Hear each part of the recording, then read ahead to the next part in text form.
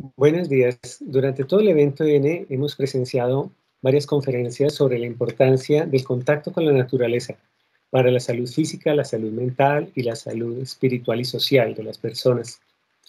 Hay un planteamiento que está de por medio frente a esa oportunidad, ese contacto. Es cómo creamos espacios, cómo creamos oportunidades en las ciudades, que es donde hoy vive la mayor parte de las personas, para que realmente los seres humanos podamos encontrarnos con la naturaleza. ¿Qué condiciones deberían tener estos espacios?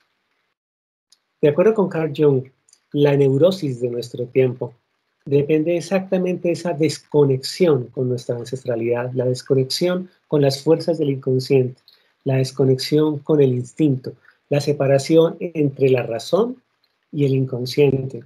Y es precisamente en el contacto con la naturaleza donde podríamos volver a encontrar esa conexión con las propias fuerzas de nuestra psique, con toda nuestra energía espiritual. Cuando contemplamos el desarrollo de un ser humano, hay que considerar que solamente en esos 33.000 genes no hay suficiente información para crear la complejidad de nuestro ser. Hace falta una serie de insumos y ahí es ahí donde el contacto con la naturaleza se convierte en algo clave para convertir a esa criatura desde el vientre y en sus primeros años realmente en un ser humano integral y saludable. La presencia de la naturaleza, de la biodiversidad dentro de las ciudades, por lo tanto, tiene importancia, como hemos dicho en otras charlas, por la calidad ambiental que genera. La naturaleza depura el agua, depura el aire, estabiliza los suelos, regula el microclima. De mil maneras es generadora de calidad ambiental. Pero también la naturaleza es un indicador, es una alarma, es como el canario de los mineros. Nos avisa sobre el estado de calidad del ambiente. Por otra parte, ese contacto con la naturaleza es fundamental en el proceso de humanización, en el proceso de generación de un ser humano, tan esencial como el contacto afectivo, como el contacto físico, como la pertenencia a un grupo o el contacto con el propio cuerpo. Sin embargo, el contacto con la naturaleza está sometido a varias mediaciones culturales, depende de la relatividad con que históricamente, culturalmente, cada sociedad define qué es naturaleza, qué es ciudad, qué es disfrutar, qué es esparcimiento, qué es paz. Y depende, por supuesto, del olvido, porque si olvidamos la naturaleza, si la naturaleza se extingue en nuestras prácticas, en nuestra cotidianidad, pues va a dejar de estar en los espacios. Nadie va a reclamar su presencia en la ciudad, su conservación, su paisajismo, su creación, y va a desaparecer finalmente del territorio.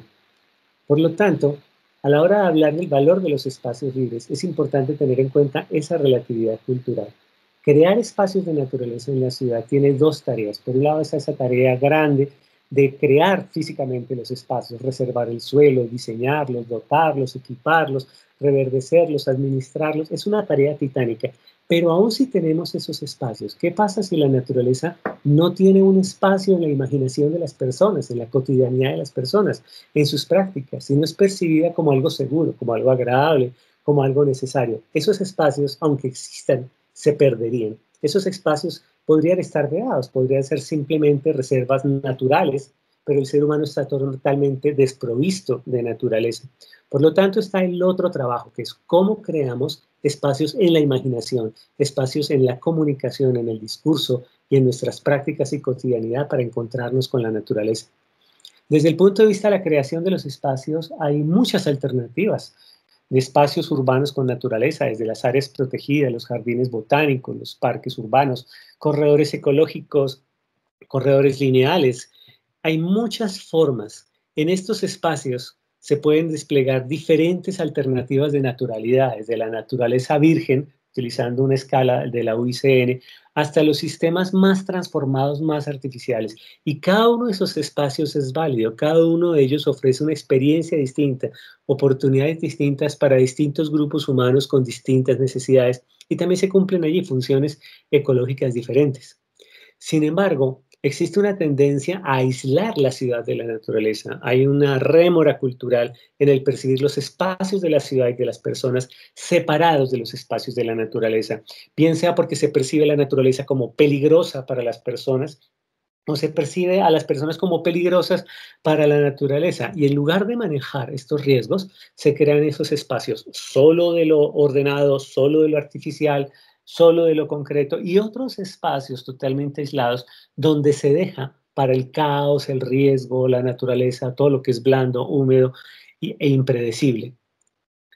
Necesitamos realmente una aproximación más estrecha y una gama más amplia de oportunidades de contacto con la naturaleza.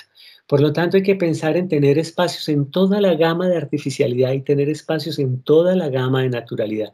Pero incluso en los espacios más artificiales deberíamos encontrar elementos naturales, recuerdos de naturaleza, avisos de naturaleza, elementos vivos con los cuales hacer contacto. No podemos estar en ambientes totalmente inertes nunca, a no ser que fuera un laboratorio o la bóveda de un banco.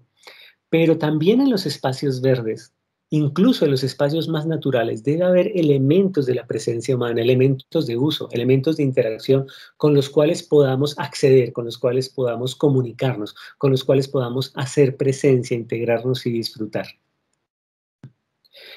Es precisamente en la forma que le damos a los espacios de naturaleza en la ciudad donde se está definiendo el juego. Porque los espacios de naturaleza van a condicionar la forma como percibimos, valoramos, nos apropiamos de esos espacios. Esa experiencia que nos ofrece la ciudad va a condicionar nuestra imaginación, nuestra memoria, nuestra forma de representar lo que es y lo que no es naturaleza y cuál es la manera de aproximarnos o las maneras de aproximarnos a ella. Y a su vez, esos imaginarios de naturaleza, tan amplios y diversos o tan restringidos y pobres como sean, van a condicionar la forma como usamos los espacios, pero también cómo los planificamos, cómo los demandamos, cómo los construimos, cómo los estamos creando. Entonces, de una manera o de otra, es importante entender que la libertad y la diversidad, o la esclavitud, la restricción, la cadena y la opresión, van a estar tanto en la imaginación como en el espacio. Y ahí es donde surge una pregunta, precisamente, ¿quiénes son las personas encargadas de diseñar esos espacios, de planificarlos, de financiarlos, de construirlos? Pues personas que han crecido en las ciudades y han crecido como niños privados de naturaleza, con una baja oferta de experiencia de naturaleza, en una desconexión física con la naturaleza. 25 años después, esos niños están trabajando como diseñadores, planificadores, gestores urbanos. ¿Y qué espacios naturales pueden incluir en la ciudad? Pues sencillamente una mezcla, un mestizaje entre el recuerdo de aquellos espacios que tuvieron hace 25 años en su primera infancia, aquello que en su imaginario se construyó como naturaleza, con las nuevas mimesis, con la imitación de aquello que el mercado demanda. Puede ser el mercado inmobiliario, con aquello que los medios masivos comunican como naturaleza, que las redes sociales presentan como naturaleza. Y en esas mediaciones y mestizajes van a producir unos nuevos espacios naturales que, sin una experiencia realmente íntima, vívida, de estrecho contacto físico con la naturaleza, pues van a convertir en la reproducción de unos clichés, de unos estereotipos, de unas fórmulas correctas de acuerdo con una cultura hegemónica, reproduciendo esa baja oferta de experiencias, reproduciendo la desconexión física y psíquica con la naturaleza. Ahí está el planteamiento precisamente de dónde surgen las ideas de naturaleza con las que estamos haciendo la ciudad, de dónde surgen nuestras prácticas de contacto con la naturaleza, la forma como visitamos un parque, una reserva, un cuerpo de agua. Es importante que podamos entender de dónde resulta nuestra imaginación de la naturaleza, para entender por qué nuestro imaginario a veces es bastante pobre y restringido en formas de acercarnos a las ciudades a esa experiencia. Y esa desconexión no es reciente, es la estratificación que viene en la historia, en la cultura y en el inconsciente colectivo de una serie de rupturas entre lo humano y lo natural. Desde las primeras ciudades de Sumeria, desde la epopeya de Gilgamesh hace 6.000 años, ya vemos la división entre civilización y naturaleza, la división que hacía la Grecia clásica entre el mundo del mitos, el mundo natural, y el mundo de la razón, el mundo del logos, o la división que hacía el mundo romano entre lo urbano, lo rústico, rural, lo silvestre y el mundo bárbaro.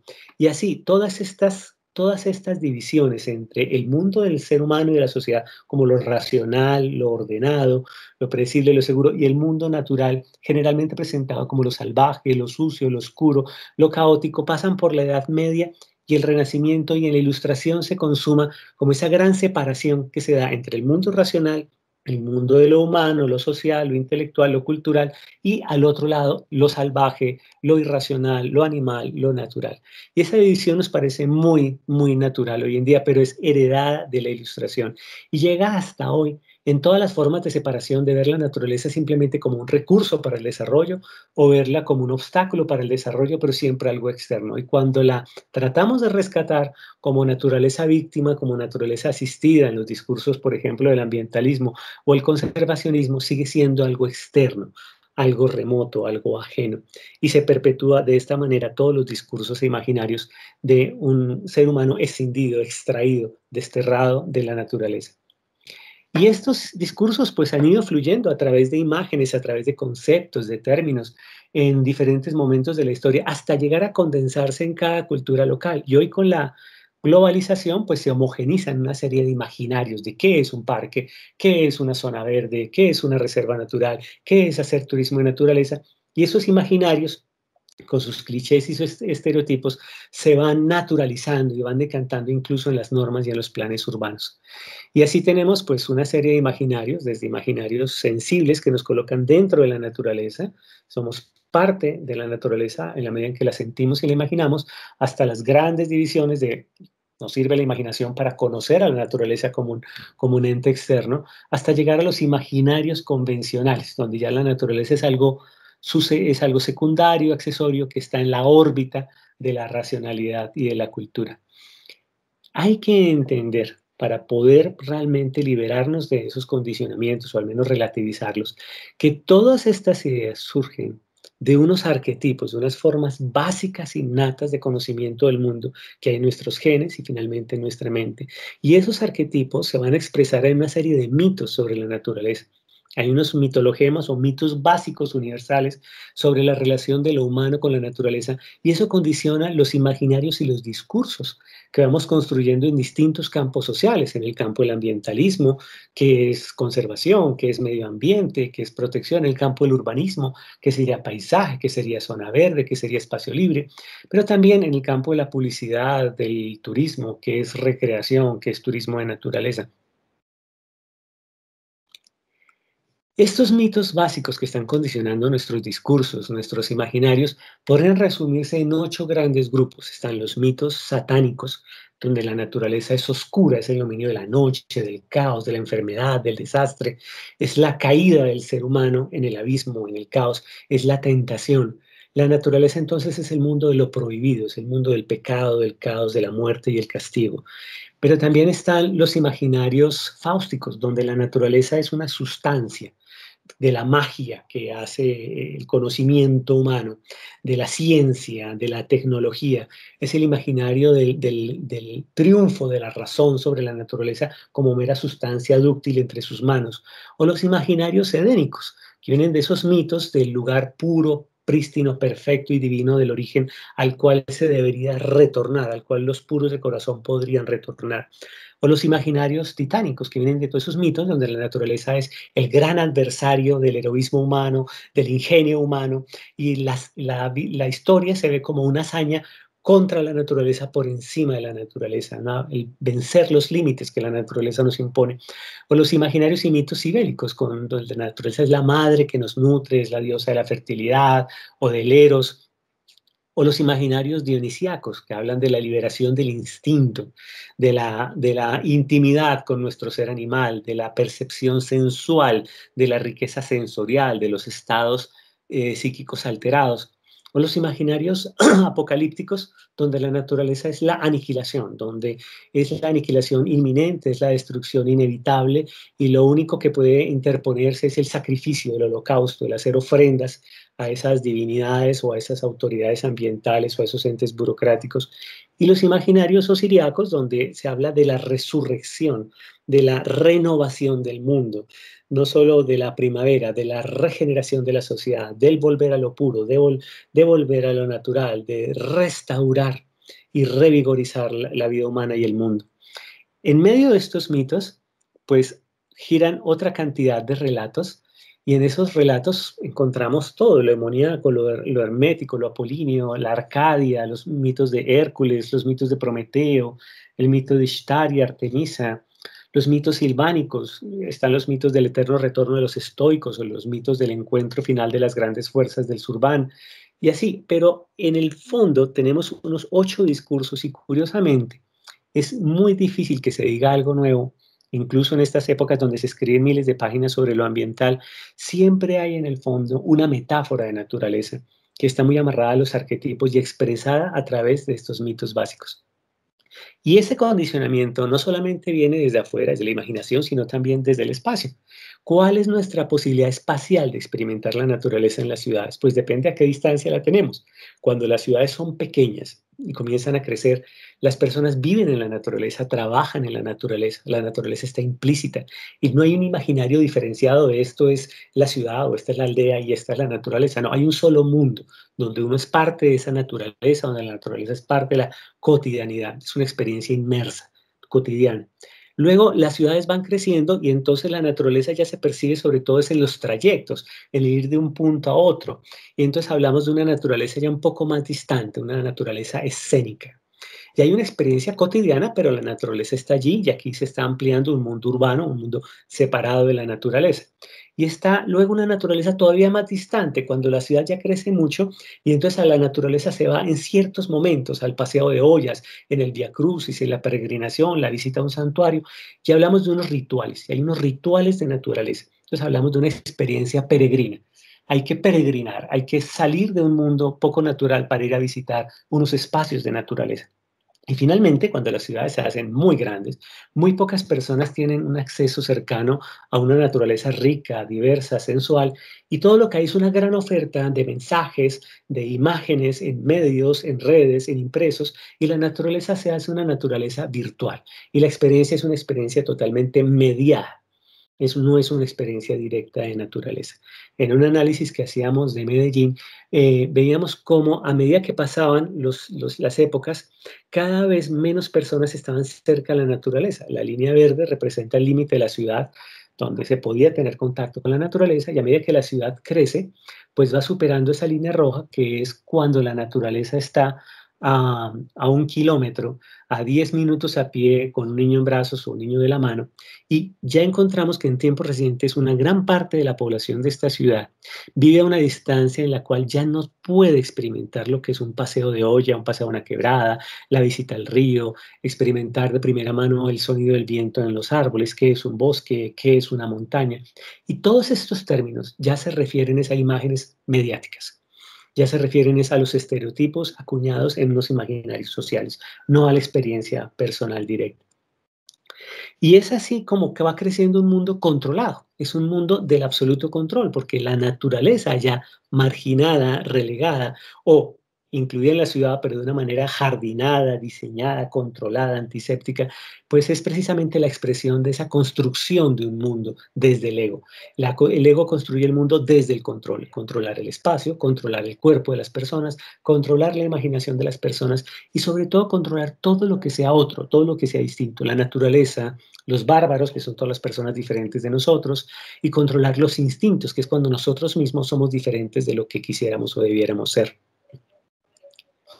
Y por eso llegamos a 4 formas de producir física y simbólicamente la naturaleza en las ciudades, como un verde residual que queda como retazos, como fragmentos en una quebrada, en un lote, en la orilla de una loma, ¿sí? Cada vez más reducido, cada vez más degradado, o unos espacios mínimos simbólicos y ajardinados. Aquí está en tantos metros cuadrados el perfecto jardín, el parque muy ordenado, que simboliza la naturaleza. Léase naturaleza. Es una naturaleza de mínimos simbólicos o un verde periférico, pero cada vez más lejano, más desconectado, ya en los bordes de la ciudad, en algo rural remoto, en algo regional remoto, pero es otra cosa, es distinto de mí, no hace parte de mi vida, no es ajeno. Y están los espacios donde la naturaleza sigue manifestándose en mis instintos, en mi erotismo, en la violencia, en la marginalidad, en el caos, en el desorden público, en las sazonadas, y en todos estos espacios y formas sociales que nos dicen que en realidad nuestro control no es total y que es bastante precario.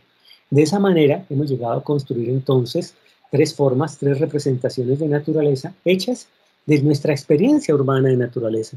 Y así para las personas que viven en las ciudades, la naturaleza pues es esto, es una naturaleza interior, sí, el parque, la arborización, los jardines, la reserva muy ordenada, la canalización del río bien canalizado, o la casita suburbana, sí, donde te llevas la civilización allá al campo pintoresco.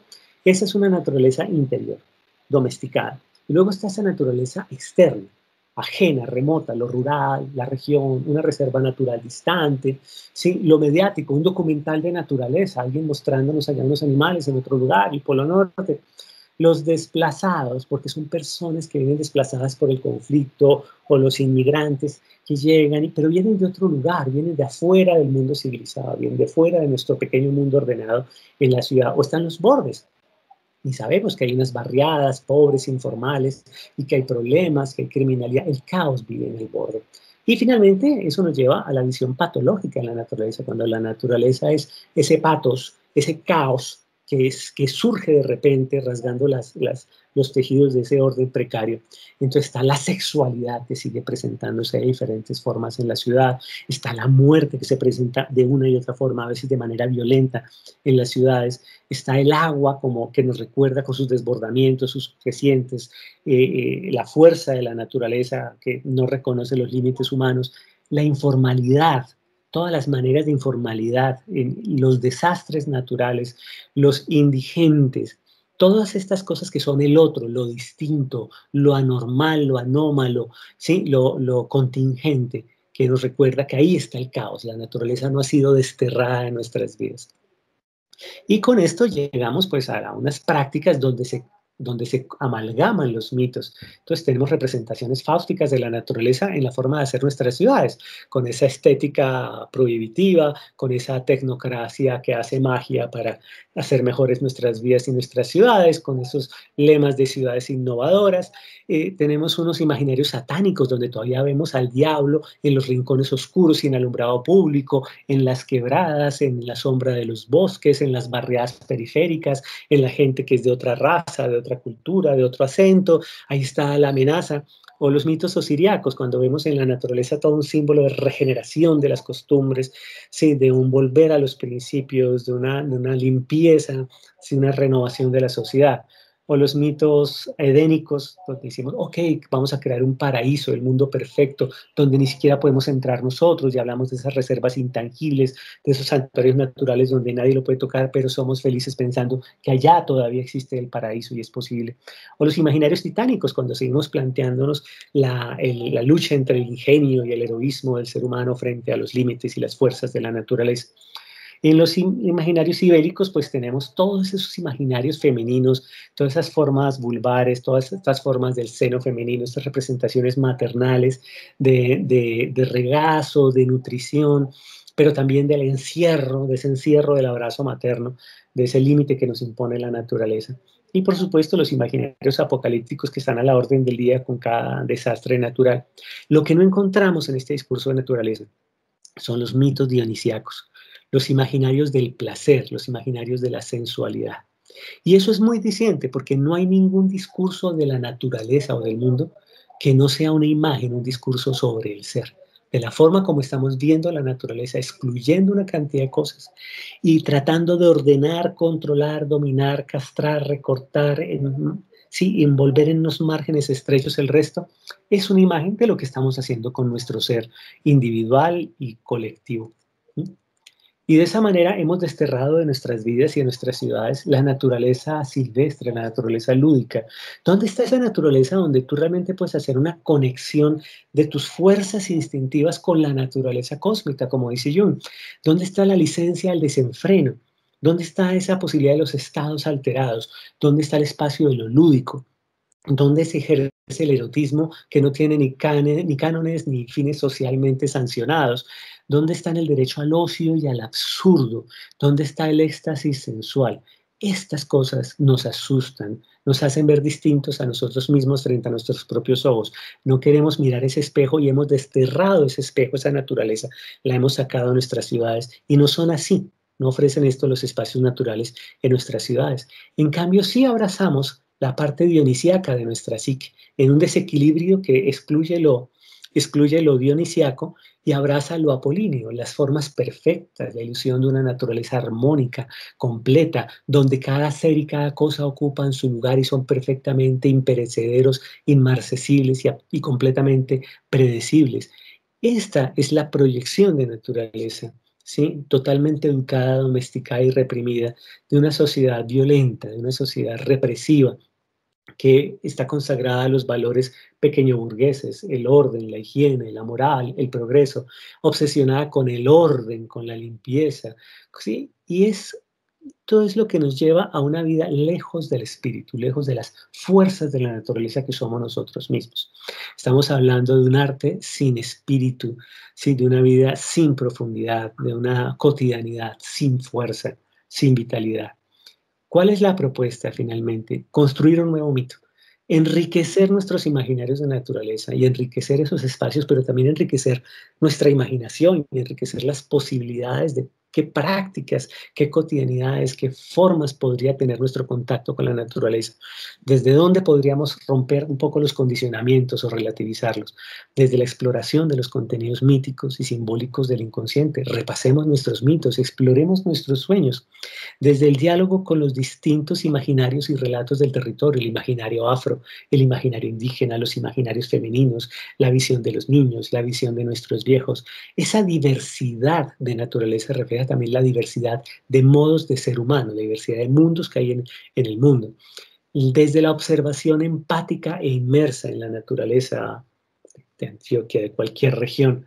Como decía Jung, hay que conectarnos, hay que mirar más bajito, olvidarnos de las grandes y complejas cosas para buscar realmente lo auténtico, lo fuerte, lo vital de nosotros mismos en esos pequeños, pequeños rincones, en esas experiencias simples de la naturaleza. Y por supuesto desde lo lúdico, desde lo erótico, desde lo creativo, desde lo sensual, desde todo aquello que logre liberar, ¿sí?, las fuerzas dionisíacas de nuestro ser, que logre entablar un diálogo armónico entre nuestro intelecto, nuestro ego controlador y apolíneo y nuestro inconsciente instintivo, fuerte, pasional. Es importante entonces eh, reconocer que la exclusión de la naturaleza de nuestras vidas es una forma de cercenar nuestro propio ser, es una forma de reprimir y excluir porciones importantes de nuestra humanidad. Y es en la naturaleza donde podemos encontrar allá, en esa naturaleza caótica, en esa naturaleza ordenada, el orden y el caos que hacen parte de nosotros mismos, del que nosotros mismos hacemos parte, y reconocernos en las luces y sombras del mundo natural, reconocer allí las luces y sombras de nuestro propio ser para poder por fin integrarnos y liberarnos de los condicionamientos y las manipulaciones mediáticas. Muchísimas gracias.